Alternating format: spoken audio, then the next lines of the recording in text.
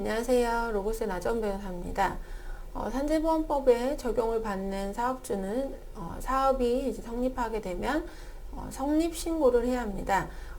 이 성립신고를 하지 않고 게을리하고 있다가 이제 산재 사고가 발생하게 되면 이제 지급하는 근로복지공단에서 지급하는 보험급여액의 이제 2분의 1 금액까지 이제 징수할 수 있도록 이렇게 규정을 하고 있기 때문에 이것은 이제 성립신고를 태만히 하지 않도록, 그리고 보험료를 성실히 납부하도록 하기 위해서 이런 이제 규정을 두고 있습니다.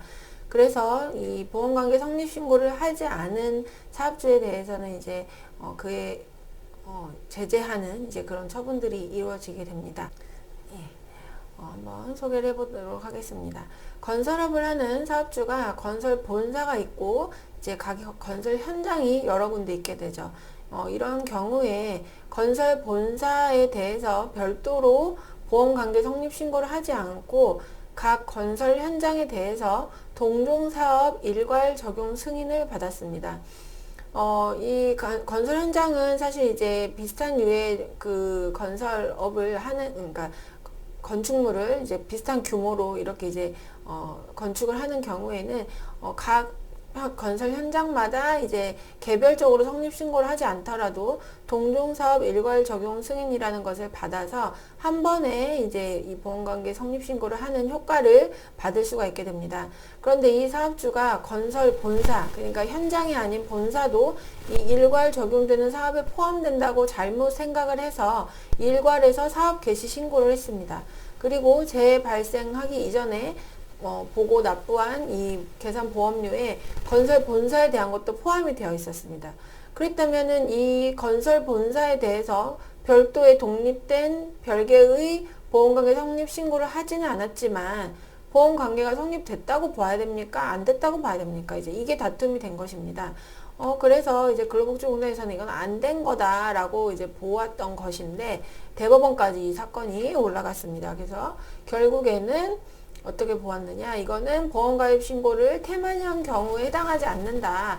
그래서 보험급여액의 일부를 징수하는 제재를 가하는 것은 적법하지 않다라고 판단을 했습니다.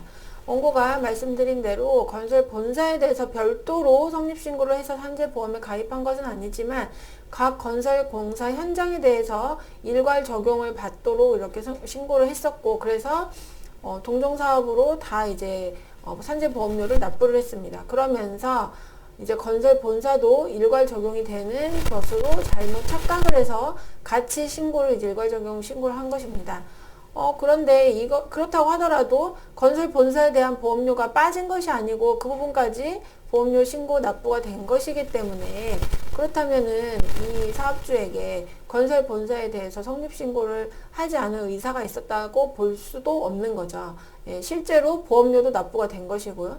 그러니까 이 부분은 형식적으로는 성립신고가 안 된 것처럼 보일 수 있지만 실질적으로 이것은 성립신고를 게을리한 경우에 해당하지 않는다. 그래서 제대로 성립신고를 한 것으로 보아야 하기 때문에 재발생 이전에 성립신고를 하지 않은 경우와 마찬가지로 보험급여액의 일부를 징수하는 그런 제재 처분을 하는 것은 부적법하다라고 법원에서 판단을 했던 사안입니다.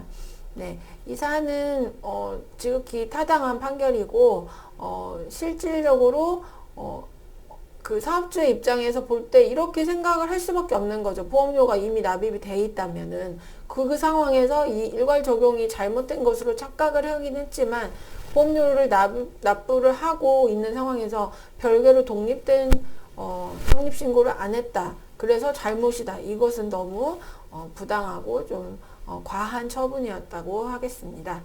지극히 타당한 대법원 판결이었습니다. 네, 오늘은 산재 판결 한 가지 소개해 드렸습니다. 감사합니다.